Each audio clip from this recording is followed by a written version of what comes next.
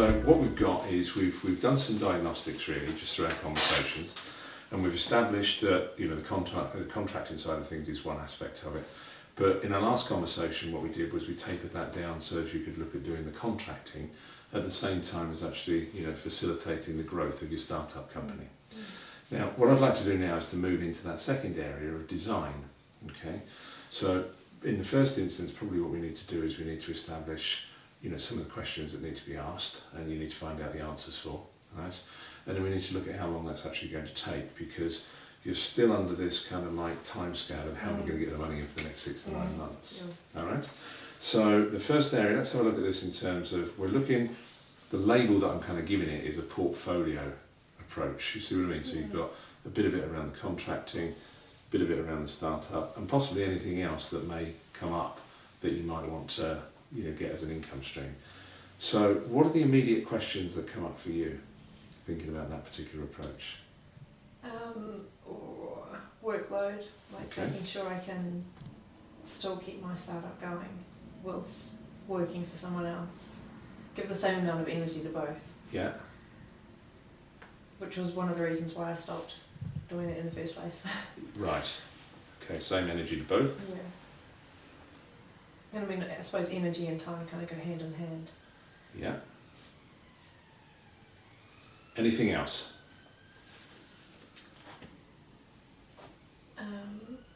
Getting paid regularly. Paid regularly? Which is one of the reasons, as we discussed, I think that's relevant to kind of look at the contracting. Otherwise it would defeat the purpose of going back. Yeah. That's all I can think of at the moment. Okay. Are there any financial implications if the income stream from your contracting was paid into your startup company? I don't know if I understand enough about that side of things, because it is still quite new to me. Right, okay. So that would be something I should probably look into. It sounds like it has some kind of quite an interesting angle on it, which I never would have thought about. Okay. So you need to find out more about the financial implications. Yeah. Well, one of the things is basically taking, I'm thinking out loud really in terms of this, taking the contracting as an income stream.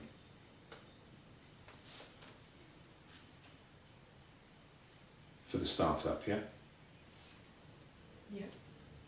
So that's the basic concept. So that's one. So we need to find out whether that's prudent to do that, and whether that's, as we said before, legal, ethical, all that sort of stuff. And I'm not the person to answer that, in fairness.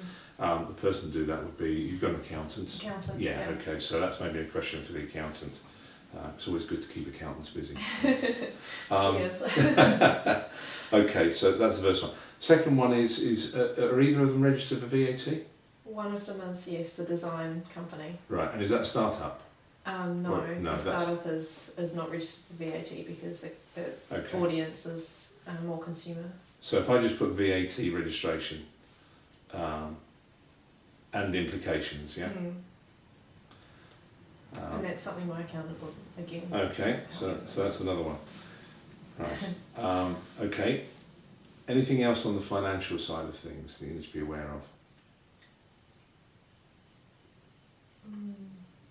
Not that I can think of. Again. Okay.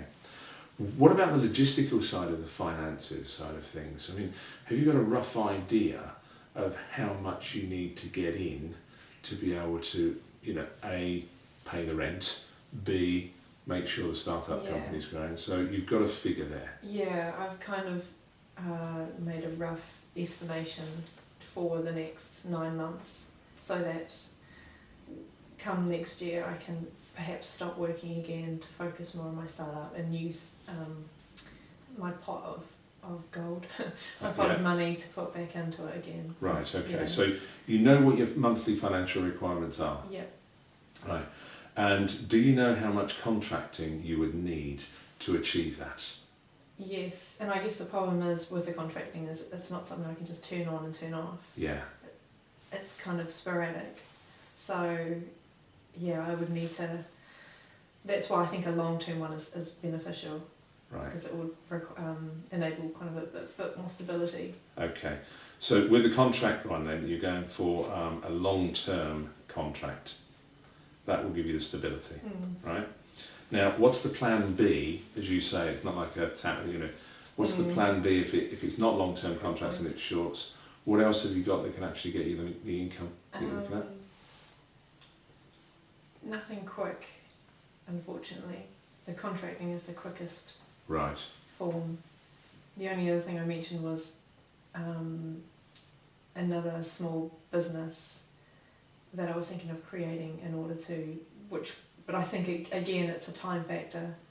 Yeah. It wouldn't be quick, but in the long term it would be another revenue stream which would give me some more stability. Right. Okay. So that's something you can do in the long term, but that's not going to answer the financial problems within the next Yeah. 6 to 9 months, is it? No. Okay. So what else is there that you could do to actually, we call this your plan B type thing, if you like. What else is there that you could do? I have been running a few workshops. Okay. They don't. They're not massively revenue generating because they're aimed at startups. They're brand related. Okay. And do you run those yourselves? Do you market them yourselves? Yeah, it's all very kind of basic. It's just to help out the community that I'm in. Right. Okay. Yeah. What about, those kind of workshops, I might be wrong, but I'm just asking the question really, but those kind of workshops sound like they could be the sort of things that local enterprise companies could offer. Do you see what I mean? Yeah. So other people that want to start up, what they do is they run a number of workshops over a period of time, and they maybe have somebody in design, and they have somebody in on marketing, somebody in on, do you see what I mean? And they'll contract people like yourselves to actually run that. Okay. Yeah, I haven't looked into it massively to be honest because I didn't see it as being a revenue stream Yeah. because of my target audience. Exactly. I don't want to charge them too much because Yeah. it's not really about charging. It was more just about giving something back to that. Yeah, I can appreciate that. But the local enterprise companies generally are there for basically making sure that you can grow your business at the same time as giving other people the first foot on the ladder. Oh, okay. And the other benefit is that once you're in and you're an approved supplier, then the payment is actually relatively quick by comparison. It's usually Right. guaranteed as well. That You know, so sounds if like you- something I should be looking at Yeah. then. So what I'm going to do is I'll put down here local enterprise company links.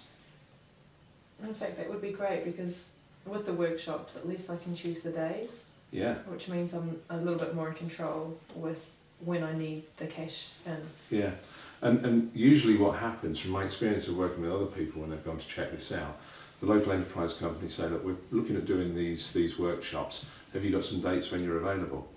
So that falls right into the lap of where you want it, because you that can would be put really them ideal. in those fallow periods, Even can't you if it really? doesn't necessarily pay as much as a contracting, the benefit of having the time, I can pick and choose Yeah. is really good. Okay. So far then, I've got this little list, I'll give you this sheet actually, because this is more benefit to you. The things to keep in mind, we want the workload to be balanced between the startup and obviously your contracting.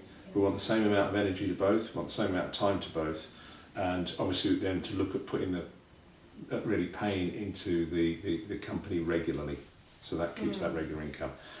The financial implications around this are basically taking sort of the contracting side of things as an income stream for your startup company. There's some implications that your accountant can answer some questions on there. The VAT registrations implications, they can do that as well. But from your point of view, you know what the monthly financial requirements are for you. You know what the contracting will pay and your preference to get long-term contracting. However, your plan B, if you can only get short-term contracting, is to look at some local workshops and also to get in touch with local enterprise companies to see if they can actually employ you to do some of these workshops for them, because they're just brokers, they're just facilitators. So that's a great idea. are you okay with that so Yeah, I far? think That's that's our brilliant. design stage really, and what I'm going to do then is hand it over to you to get you to do that part of it. Okay. Now, given the time scale that we've got here, and knowing that you like to think these things through, what I'm going to suggest is that if you take this away and then put together a little action plan, and if you just email that across to me, what I can do is I then know when you're working towards, and I can just keep tabs on that as we go through, so as when we meet for our next session, Mm. we know exactly where we are with this. All right? Sounds It good. allows you to think on it as well, as opposed to saying, yes, I'm going to do this by that date or whatever else, which sometimes, for people that like to think things through, doesn't usually work. So Mm. taking it away, you're going to be doing the D, the third the doing part of it, that's yourself. But I'm actually going to be at the end of the phone and the email if you need any help, guidance or advice as we work through it. Are you comfortable with that? Brilliant, yeah, definitely, thank Is there anything else that you need from me at this point in time? you. No, it's been great. Okay, brilliant. Well, I'll give you that. And as I say, give me a shout if there's anything that I can add to it, or if there's any questions, then just give me a call back and we'll see you at the next session. That's great. Thanks very much.